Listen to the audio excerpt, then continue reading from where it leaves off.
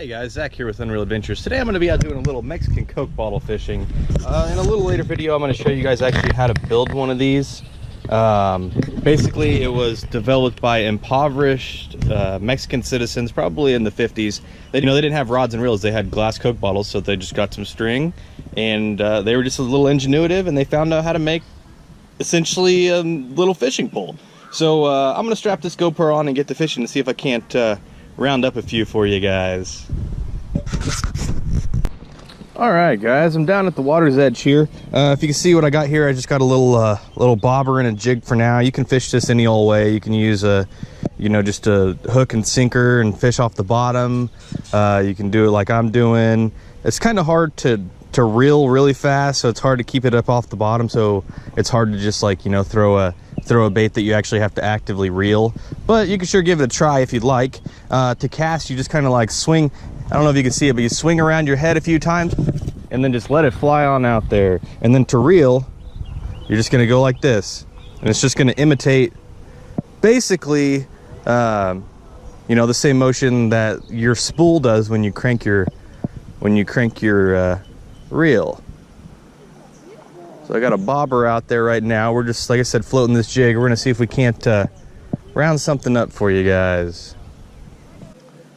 Now you're gonna fish this, guys, the same way that you fish with a fishing pole. Basically, give it a few little jigs, maybe retrieve just a little bit every once in a while, and just wait for that bobber to go under. That's what we're here for, right? All right.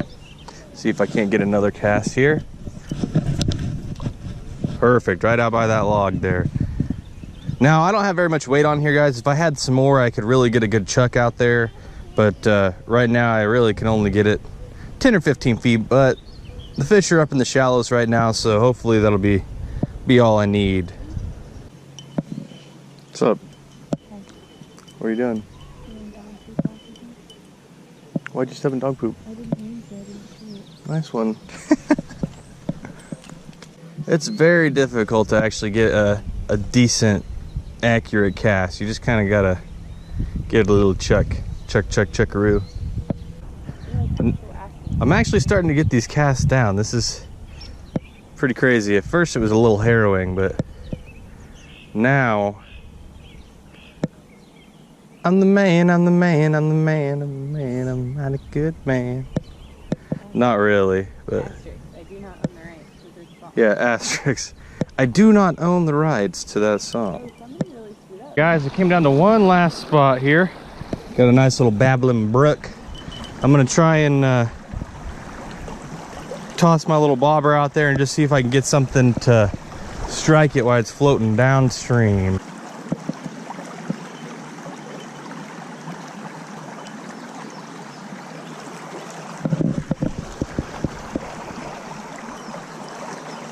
I think I may have, oh, there we go.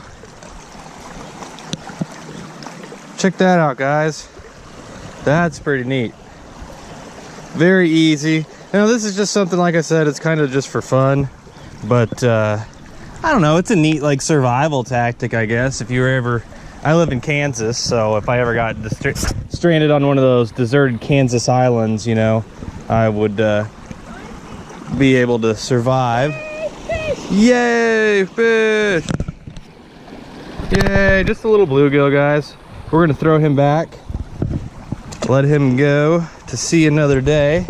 But that's kind of the gist of it, guys. I mean,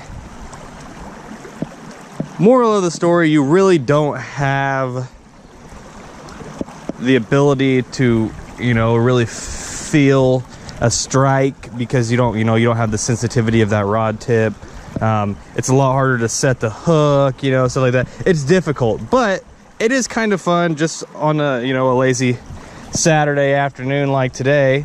It's just something that you can come out and do, with your kids or your friends or your spouse or whatever. I mean, you get what I'm saying, but it's just something different. It's kind of interesting. So, and I mean, I'm not saying that you can't catch big fish like this, because you absolutely can. I mean, if you threw out a hook and a bobber. There we go. There's. Oh, I think I lost him, but he was on there for a second. But if you throw on a hook and a bobber and, you know, a minnow or something, you could sit and catch big crappie, largemouth. You throw on a piece of cut bait and catch a channel cat. You know, you can do things like that. I'm just floating this little jig for now, just for fun. But you know, it is a little difficult. It's not like, there we go. It's not gonna like take over the fishing world by storm or anything. It's not the next big thing, but it is a lot of fun. I want to come catch one. All right, my wife wants to come catch one. We'll get her on video. There you go, just another little perch, guys. I had a feeling switching spots would be a little easier. Upriver where I was at, there was just a lot of people up there, guys. Very overpressured right now. So we decided to come down here, took the road less traveled, and yeah, maybe all we're gonna catch is a little perch, but who cares? It's a lot of fun. I'm really enjoying myself. Let's see how the old lady does. We'll give her a shot. Okay. I'm not gonna lie, I didn't believe this would actually. So no, look, hold it by the neck of the bottle. Yep, hold it by the neck. Okay, spin it around your head, up above and around your head. Okay. And when you get out in front of you, go like this, babe. You got to point the bottle where you throw. So when you throw, point the bottle with it. Okay. Perfect. Now just let that float out. That's probably a fish on there, hun. Yep, you got one. Real. What'd you get? A little dinker. Oh, little crappie. Check that out, guys. Hey, buddy. Look at that. You want to name it? His name's Fred. His name's Fred? Take Fred off the hook and let him go. Bye, Fred. Nice meeting you. Back into the wild blue yonder. Yeah. This is my wife, by the way, guys. Hi. This is Sydney. Nice to meet you. Whoever, the viewers. She didn't believe that this was a real thing. She didn't think that we could catch any fish like this. And to be honest, we were trying for probably an hour earlier, and I started to think that we weren't going to catch any fish either. But yeah, to be honest, guys, I would say that this is either just like a fun, like survival type tactic more than anything. But I mean, she's obviously having fun with it, so doesn't take much to entertain. Yeah, it doesn't take much to entertain her. Me either, though. I'm actually kind of having a blast too. So you guys should definitely check this out and try it. You know, if you hate it, you don't ever have to try it again. But you know, you can get a glass Coke bottle from any old Walmart or Dillon's or whatever. Sometimes gas stations. And yeah, sometimes gas stations will have them. And I mean, it's a lot of fun for a buck. I'm in the cast zone. I got to back up.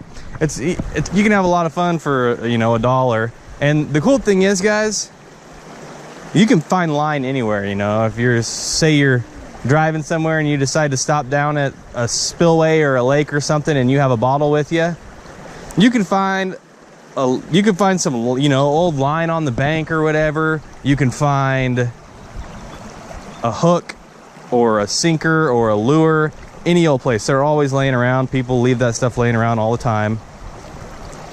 So, you know, say you didn't bring your pole with you and like you decide to stop somewhere just to check it out, and you're like, oh, you know, I can try this. So just keep that in mind.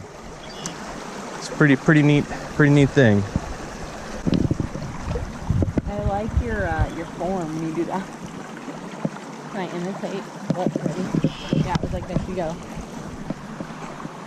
Is that what I look like when I do it?